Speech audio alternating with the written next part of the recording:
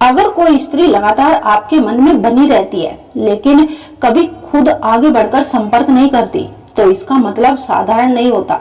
जिंदगी में कई बार ऐसा होता है कि कोई नाम रोज सामने नहीं आता, कोई संदेश नहीं भेजता, कोई बात नहीं होती, फिर भी वह स्त्री आपके दिमाग से निकलती ही नहीं।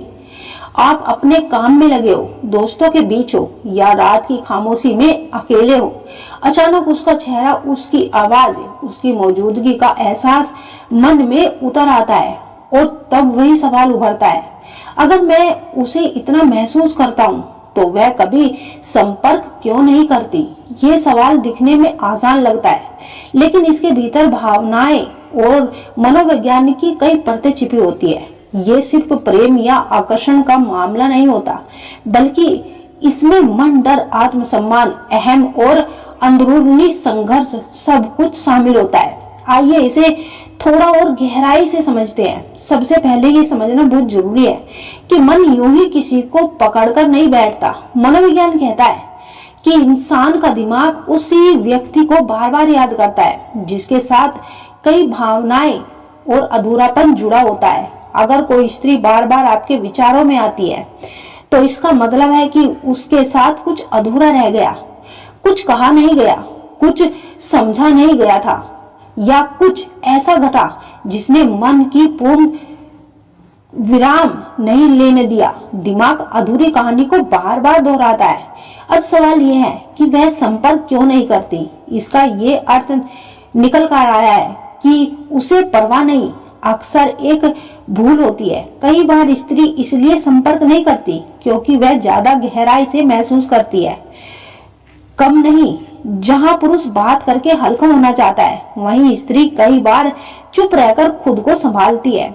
उसकी खामोशी कमजोरी नहीं, बल्कि भावनात्मक सुरक्षा का तरीका होती है। कई बार वह खुद से संघर्ष कर रही होती है। वह जानती है कि अगर उसने संपर्क किया तो भावनाएं फिर से जागेगी। जो व्यक्ति इस समय सबसे पहले याद आता है वह हमारे जीवन में विशेष स्थान रखता है। अगर कोई स्त्री रोज सुबह बिना किसी प्रयास के आपके विचारों में आ जाती है तो समझिए वह आपके भावों की जड़ में पहुंच चुकी है। अक्सर लोग इसे आदत कहते हैं। जब कोई स्त्री आपके दिल की गहराई से किसी पुरुष के बारे में सोचती है, उसकी भावना एक प्रकार की प्रार्थना का रूप ले लेती है। ये ऊर्जा ब्रह्मांड तक पहुंचती है और फिर ब्रह्मांड उस पुरुष के जीवन में घटनाक्रम बदलना शुरू कर देता है। कभी ये बदलाव भीतर होते हैं। पुरुष अचानक आध्यात्मिकता महसूस करने लगता है, संवेदनशील हो जाता है, अनजानी भावनाओं को अनुभव करता है। कभी यह परिवर्तन बाहरी दुनिया में दिखाई देता है। वो वही जगह चला जाता है जहां उन्होंने साथ समय बिताया था, या किसी गंध, किसी गीत, किसी रंग में उसे वही भावनाएं महसूस हो रही होती है और उस स्त्री से जुड़ी हुई है।